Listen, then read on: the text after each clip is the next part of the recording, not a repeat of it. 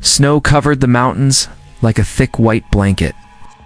The wind howled across the empty land, freezing anything that dared to move. Far in the north, hidden between two giant peaks, stood a small research station. Most people didn't even know it was there. Inside, the lights flickered as computers beeped and screens blinked. The station was quiet until the ground shook. Samantha Gray stood by the window holding a mug of cold coffee. She was not a fan of winter, but her work often brought her to the coldest parts of the world. Hush. She was a geologist, and this mountain had something strange inside it. The locals called it Hollow Peak, and some said it was cursed. Samantha didn't believe in curses, but something about this place felt wrong. The tremor passed quickly, but it left a crack in the wall and a silence that felt heavier than before. Samantha turned to her teammate, Maria Flores, who sat by a monitor. "Did you feel that?" Samantha asked. Maria nodded without looking away from the screen. It wasn't natural. It came from inside the mountain. Samantha walked over and stared at the screen.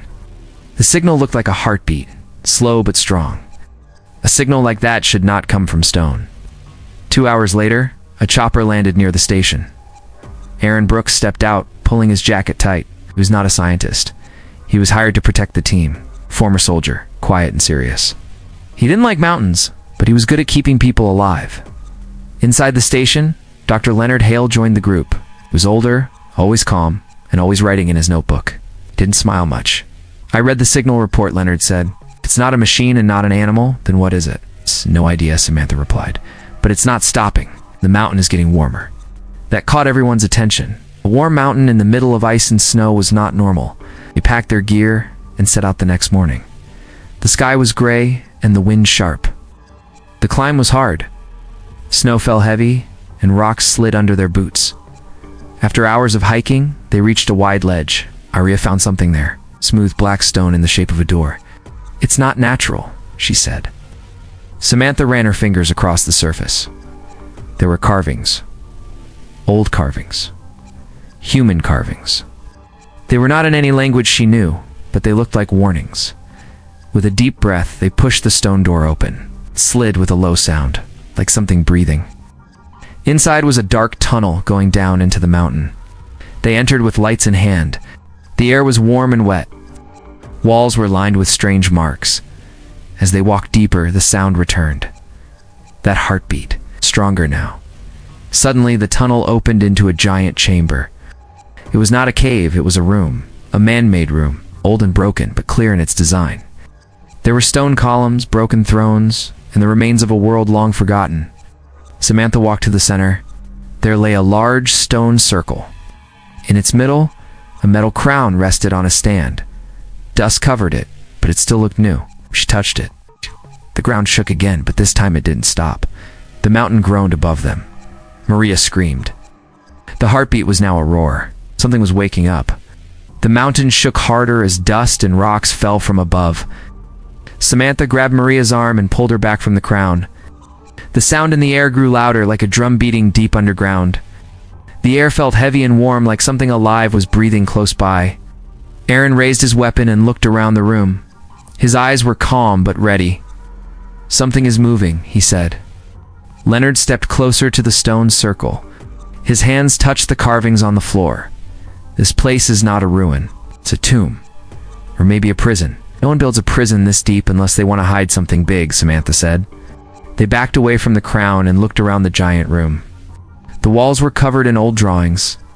They showed a mountain breaking apart and people running in fear.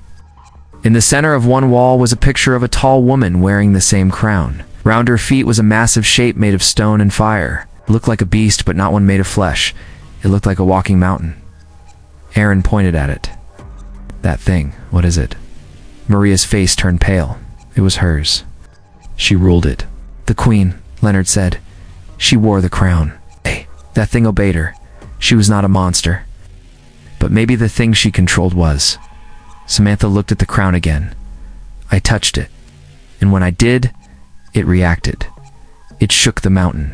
"Woke it," Maria said. "Whatever was sleeping down there, you woke it up." They had no choice but to leave the chamber and return to the surface. But the tunnel behind them was no longer safe.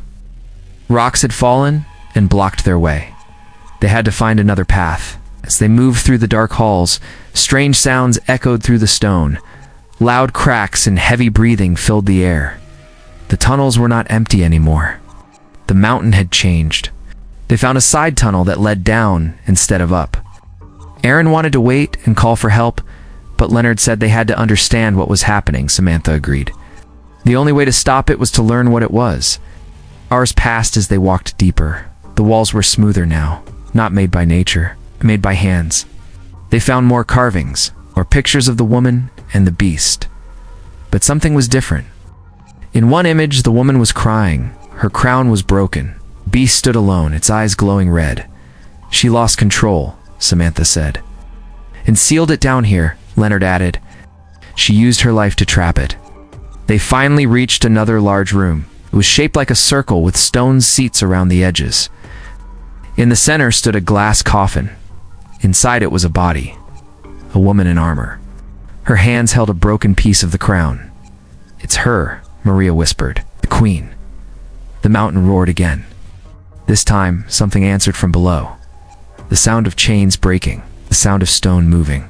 From the cracks in the floor, a red light started to shine. Heat rose through the stone. The heartbeat returned, louder than before. Then the floor split open. From the deep pit, a giant hand made of black stone reached out. Fingers moved slowly. It pulled itself up inch by inch. A giant head rose from the hole. Its face was rough and broken, but its eyes glowed red like fire.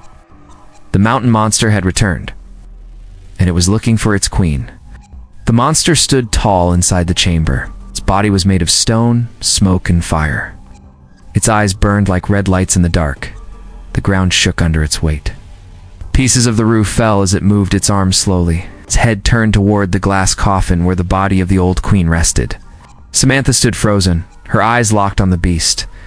It did not attack. It did not growl. It just watched. Its huge chest moved like it was breathing. Leonard took a step forward and whispered, "It knows. It remembers her." Aaron pulled him back. "We need to get out now." "No," Samantha said. "It's not attacking. It's waiting." The monster lowered its body and placed one hand on the ground. It made a deep sound like a drum. The floor glowed with the same red light that came from its chest. The coffin started to sink into the floor. Then the crown Samantha touched earlier flew through the air and landed in front of her. Maria looked at her. "I want you to take it." Samantha stepped forward. Her hand shook as she picked up the crown. The monster did not move. Its eyes watched her closely. The moment she held it, her head filled with voices. They were not words, but memories. She saw the old queen, standing on the same stone floor, her arms raised. She saw fire and war. She saw the monster destroying cities. Then she saw the queen crying as she sealed the monster away with her last breath. Samantha dropped the crown. Her body fell to the floor. Aaron rushed to her side. "What did you see?" She looked up at him. "It's not evil. It was made to protect. But it was used for war. It lost control." Leonard picked up the crown. "Then we can use it again. We can command it." "No," she said, shaking her head. "It listens only to the queen's blood. It's why it brought the crown to me. I carry her blood." Aaron helped her stand. "If you control it, can you stop it?" "I don't know," she said. "But it doesn't want to hurt us. Not yet." Suddenly, a loud sound came from above. An explosion. Monster lifted its head and growled. The sound of helicopters echoed through the tunnels. Gah! Commander Blake had arrived. He was a man sent by the government to take over the mission. He did not care about history or peace. He cared only about power. Soldiers came down into the tunnels with weapons ready. Blake looked at the monster and smiled. "So this is the mountain's secret. We will use it. It will be ours." Samantha stepped in front of him. "You can't control it. You'll wake its anger." Blake raised his hand and hit her across the face. "You're not in charge anymore." He ordered his men to fire gas at the monster. The beast roared and stood up. Its eyes burned brighter. The ground shook so hard the walls cracked. Rocks fell from above and crushed to soldiers. Maria grabbed Samantha and pulled her away. "We have to run. You're the only one who can stop it." Aaron fought off one of the soldiers and helped them escape through a side tunnel. Behind them, the monster rose from the floor. It smashed its fists into the walls. Fire shot out from its mouth and burned the room. Blake tried to use the crown, but nothing happened. The monster turned to him, its eyes locked onto his face. It roared with a sound that shook the sky. The mountain was no longer sleeping. The monster was awake. It was angry. Smoke filled the tunnel as Samantha, Aaron, and Maria ran through the dark. Behind them, the sound of fire and crashing stone followed like thunder.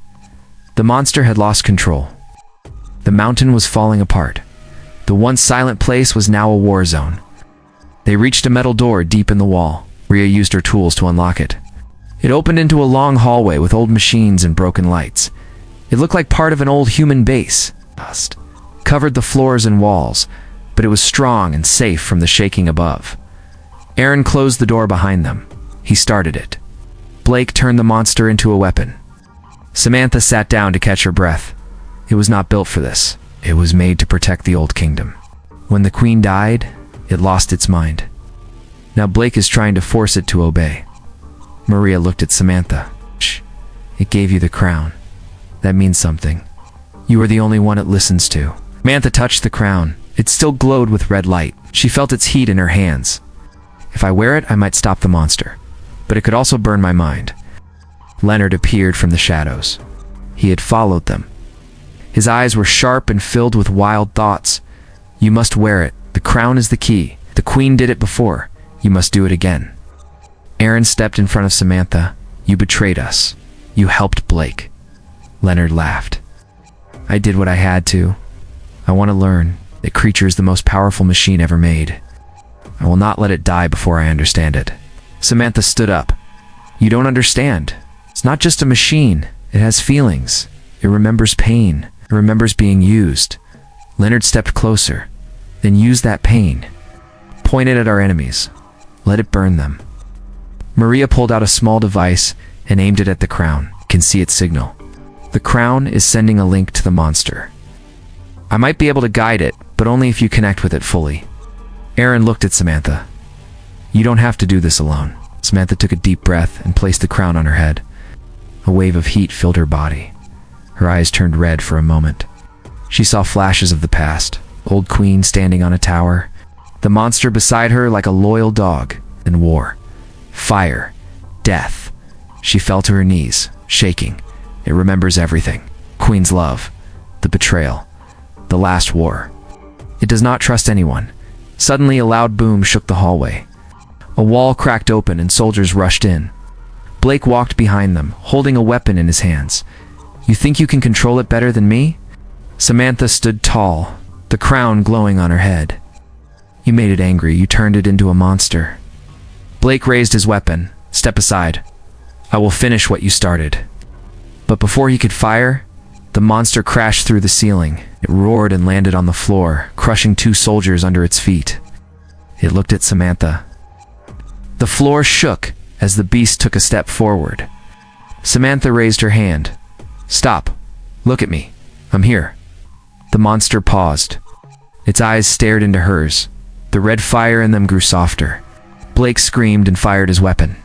The shot hit the monster's chest, but did nothing. The creature turned to him and let out a sound so loud it made the walls shake. Samantha walked toward it. You don't have to fight. You were made to protect. The monster lowered its head. It listened. But Blake would not stop. He pulled out a second weapon. This time he aimed at Samantha. Aaron saw it and jumped in front of her. The shot fired. Aaron fell. Aaron fell to the ground with blood on his chest. Samantha screamed and dropped beside him. His eyes were open, but weak.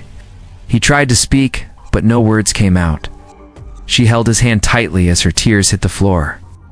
The monster let out a roar that shook the entire base. Its eyes turned bright red again. The fire in its body grew stronger. It raised its arms and smashed the walls around it. Blake stepped back in fear. He had no control now. The beast had seen enough. Samantha stood up slowly. Her eyes glowed with the same red light as the crown. Her voice was strong and full of pain. Stop. This ends now. The monster turned to her and stopped moving. Its chest rose and fell like it was breathing heavy. It waited. Samantha looked at Blake with hate in her eyes. You killed him. You wanted power. Now you will see what real power feels like. Blake tried to run, but the monster moved fast. It grabbed him with one hand and lifted him into the air. The look on Blake's face changed from anger to fear. The beast squeezed. In 1 second, it was over. Samantha closed her eyes. Her hands touched the monster's chest. She was inside its mind now. She saw fire and war. She saw the old queen dying alone in the mountain. She saw the monster sleeping for years, waiting for a voice it could trust. Her voice reached the heart of the beast. It's over. No more killing. No more pain. You were made to protect. Let me help you. The monster's fire began to dim. Its arms dropped to the side. It placed Samantha gently on the floor. She removed the crown. The monster stepped back. It looked at her one last time. Then it walked to the center of the room and dropped to its knees. Its body started to turn to stone. Slowly, it became part of the mountain again. The lights in the tunnel faded. The ground stopped shaking. The fire was gone. The air was still. Samantha sat beside Aaron. His breathing was slow. She touched his face and whispered, "You saved me. You saved us all." Maria ran to them and called for help on the radio. Leonard sat alone in the corner, staring at the crown. His hands were shaking. He had seen something he could never forget. Later, rescue teams arrived. They carried the wounded out. They wrapped Aaron in warm blankets and rushed him to safety. The mountain stood quiet once more. The entrance to the deep chamber was sealed. No one spoke of the monster again. The world believed it was just an earthquake. The truth stayed buried. Samantha never returned to the city. She stayed near the mountain. People said they saw her walking alone in the snow. Some believed she still carried the crown. Others believed she was the new queen. Years passed. A statue was built at the base of Hollow Peak. It showed a woman with a crown standing beside a great beast. The words on the stone were simple.